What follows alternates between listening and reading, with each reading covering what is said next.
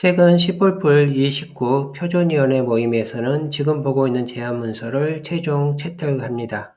그래서 이번 시간에는 이 제안문서에 대해서 알아보도록 하겠습니다. 내용을 보게 되면 conditional no except specifier라는 말을 쓰고 있어요. no except specifier는 크게 두 가지 문장 유형이 있습니다. 그냥 no except라고 그냥 쓰는 경우가 있고요. 그다음 no except라는 말을 쓰고 그다음 가로 이후에 이제 컨센서스 익스프레션, 즉 상수 표현식이 오는 두 가지 유형이 있습니다. 그런데 여기서 conditional no except specifier라는 거는 이제 이 아래 구문을 의미를 하는 겁니다. 그러면서 compound requirement를 얘기를 하고 있어요. compound requirement는 제약 표현식의 이제 일부인데 compound requirement의 기존에는 여기 있는 요 위의 구문만 허용을 했어요. C++ 26 스펙까지 이제 그렇습니다. 그런데 이 부분을 이제 아래까지 허용하도록 하자.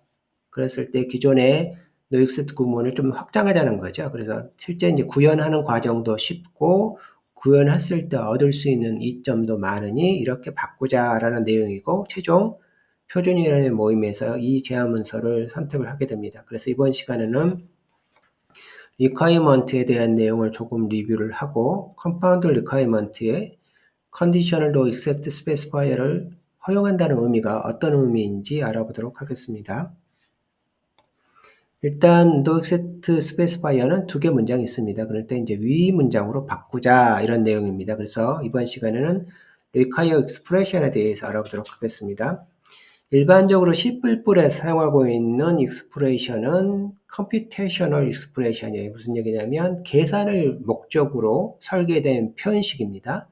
그런데 C++에는 이제 C++20 스펙 이후부터는 requirement expression이라고 해서 어떤 표현식을 쓰는데 표현식 자체가 계산이 목적이 아니라 제약 조건을 설계를 해서 그러한 제약 조건을 만족하지 않으면 사용할 수 없도록 하는 제약 표현식이라는 게 추가가 됩니다. 그때 사용하는 expression을 requirement expression이라고 하는데 이 requirement expression은 두 가지 메커니즘에 의해서 어떠한 그 실행력을 가져요. 실행할 수 있는 능력을 가져요. 첫 번째가 뭐냐면 템플릿 아규먼트라는 얘기를 했으니까 일단 템플릿 기반에서만 작동한다는 걸 알 수 있는데 템플릿 아규먼트를 가져와서 치환을 합니다. 이게 첫 번째 어떠한 동력을 얻는 방법이에요. 템플릿 아규먼트에 대한 치환을 수행해서 치환하는 과정에서 어떠한 인밸리드한 게 등장하면 이제 false로 봐버리는 거예요. 즉 제약 표현식을 통과하지 못했다. 일종의 제약 표현식을 어떤 허들 같은 거라고 보시면 됩니다. 그래서 이 허들을 넘어서 타입들이 이제 아규먼트 타입들이 넘어오는데 그 타입이 딱 이 허들에 걸려서 false가 되면 그 타입은 이쪽을 넘어오지 못하는 거예요. 그럴 때 템플릿 아규먼트를 기존 문법에다가 기존의 익스프레션에다가 치환을 합니다. 치환을 해서 인밸리드한 익스프레션 또는 인밸리드한 타입을 발견하게 되면 false로 본다는 겁니다. 그 다음에 두 번째가 있어요. 일단 substitution이 성공한 이후에 이제 조사를 합니다. 그것이 뭐냐면 semantic constrains라는 시멘틱 제약 조건이라고 부릅니다. 이걸 조사를 하게 돼요. 이거는 우리가 흔히 이제 은연중에 많이 사용을 합니다. 예를 들어서 컨센스 타입이 있어요. 근데 컨센스 타입에다가 뭐 3을 넣어요. 그러면 상수라는 값에다가 3을 넣을 수는 없잖아요. 할당할 수 없잖아요. 근데 이게 자세히 보면 이 컨센스라는 거는 일종의 그 시멘틱적인 요소거든요. 즉 의미를 부여한 거란 말이죠. 그래서 이러한 의미 조건에 대해서 이제 조사를 한다는 겁니다. 예를 들어서 new를 합니다. 객체를 생성을 해요. 근데 void를 new할 수는 없잖아요. 그러니까 이런 구문은 그냥 new 다음에 타입이 온다는 그 조건은 만족하고 있지만 즉 substitution 했을 때 문법적인 조건은 만족을 하고 있는 거예요. 그렇지만 의미가 안 되잖아요. 그거를 semantic constraint이라고 부릅니다. 그래서 substitution이라는 작업, 그 다음 이후에 semantic에 대한 제약 조건을 조사함으로써 require expression은 작업 능력을 얻게 되는 겁니다. 그래서 이제 그런 내용이 나옵니다. 뭐 이와 같은 경우에 어쩌고 하면서 내용이 뭐냐면 일단 이렇게 해서 뭐라도 false가 나오면 어떤 이유로 해서 이 두 개를 거쳐서 와야 되는데 false가 나오게 되면 그 경우는 이제 문법 오류로 판단하는 것이 아니라 이렇게 못 넘어왔다고 해서 또는 시멘팅을 만족하지 못한다고 해서 컴파일 오류를 띄우는 것이 아니라 제약 조건을 false로 평가된다라고 이렇게 보는 겁니다. 컴파일 오류가 아니고 이 제약 표현식의 결과가 false가 된다라고 얘기를 하고 있습니다. 그래서 기본적으로 어떠한 substitution과 semantic constraint에 대한 체크가 기본적인 require expression에 어떤 능력을 부여하게 되는데 이거는 이제 문법 그 코딩에 쓰여진 순서들을 체크를 하게 되고 그다음에 그렇게 해서 만약에 false가 나오는 경우가 발견하게 되면 이제 멈추고 최종적으로 false로 결정하고 모든 substitution과 그다음 모든 semantic constraint을 통과하게 되면 그때서야 이제 true라는 값을 얻게 됩니다. 자, 이런 식으로 설계가 되어져 있어요. 중요한 거는 require expression의 작업 능력은 substitution과 semantic constraint으로 일단 구성이 되어져 있다는 이 부분을 기억하는 것이 좋습니다. 그런데 만약에 substitution을 했을 때에 항상 그 결과가 실패하게 되면 이 substitution을 모든 경우에 대해서 실패하게 되면 그 경우는 이 require expression 자체가 문법 오류로 판단하게 됩니다. 어떤 경우든지 어떤 타입이든지 오게 되면 항상 그 결과적으로 substitution을 일단 실패했다. 그 경우에 대해서는 무조건 이제 그 컨셉 구문 자체가 문제가 있다고 보는 겁니다. 여기서는 이제 시멘틱을 조사하지는 않아요. substitution을 통과해야 시멘틱에 대한 부분을 조사하는데 이제 substitution을 항상 실패한 경우는 일단 컨셉 자체가 문제가 있다. require expression 자체가 문제가 있다라고 판단하게 됩니다. 그럴 때 requirement는 크게 이제 네 종류의 구문 형식을 가지고 있습니다. simple requirement, type requirement, 그 다음에 우리가 지금 배우고 있는 compound requirement, 그 다음에 nested requirement가 있습니다. 심플 리콰이어먼트는 어떤 식이냐면 그냥 익스프레션입니다. 그래서 이 심플 리콰이어먼트에서는 이 부분이라는 소리죠. 여기 보면 인밸리드한 익스프레션을 유발하는 형태예요. 그래서 어떤 식으로 작성하냐면 이런 식으로 작성한다는 소리입니다. 여기 이제 이 부분이 여기서는 말하는 게 이 부분입니다. 이 부분이 이런 경우이면 심플 리콰이어먼트라고 부르는 거예요. 일단 리콰이어먼트 구분 내에서 이렇게 등장한 요구문을 말합니다. 그래서 두 개의 A와 B가 있는데 더할 수 있잖아요. 그래서 여기서 얘기하는 건 뭐냐면 T라는 타입이 이 타입이 나중에 이제 어떠한 아규먼트 타입으로 대치가 될 거잖아요. 아규먼트 타입으로. 그러면 그 아규먼트 타입은 두 개를 더할 수 있는 능력을 가지고 있어요. 이 익스프레션을 통과해야 그 허들을 넘어가게 되는 겁니다. 그 다음에 type requirement는 type name으로 시작을 합니다. 그래서 type name 다음에 nested name specifier가 올 수도 있고, 그 다음 type name이 올 수도 있습니다. 이 부분은 이제 옵션이니까 올 수도 있고, 안 올 수도 있다는 소리고요. 그 다음에 C++ 26 스펙에서는 splice specifier가 초과가 됐거든요. splice specialization specifier라는 게 초과가 됐습니다. 그래서 어떤 거냐면, 이런 겁니다. 요 구문을 말하는 거예요. 여기서 잠시 얘기를 하게 되면 그 C++에는 이제 기본적으로 타입 시스템이 있죠. 타입이라는 게 있어요. 타입이라는 게 뭐 여러 가지 영역의 타입들이 있을 거예요. 그런데 이게 일종의 뭘 이루고 있냐면 C++를 핵심을 이루고 있는 어떤 세계관을 형성을 하고 있어요. 그 쉽게 말하면 도메인 뭐 이 정도 된다고 보시면 됩니다. 그런데 최근에 C++26에서는 이제 리플렉션이라는 영역이 딱 열렸어요.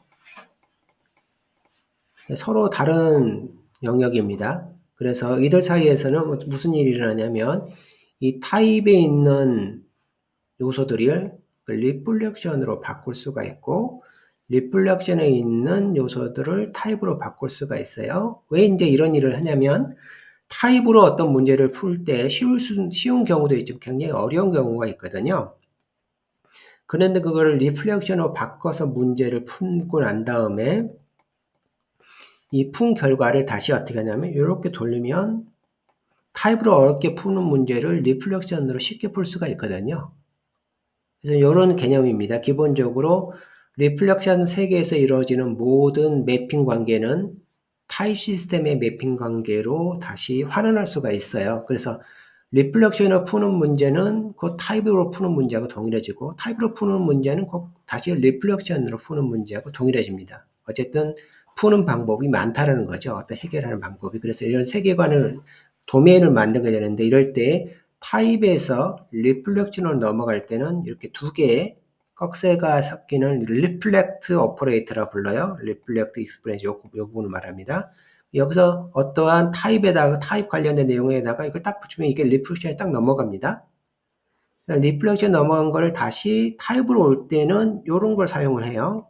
그래서 여기 보면 이렇게 이거를 뭐라 부르냐면 스플라이스 오퍼레이터라고 부릅니다. 이거는 이제 리플렉트 오퍼레이터 이 부분을 스플라이스 오퍼레이터라고 부르게 돼요. 그러한 구문이 어디 등장할 수 있다는 소리냐면 타입 네임에서 등장할 수 있다는 소리예요. 왜 등장할 수 있냐면 이렇게 했을 때 타입에서 리플렉션을 갖다가 리플렉션에서 타입을 오게 됐는데 타입 네임 다음에 타입이 오잖아요. 이래서 가능해지는 거예요.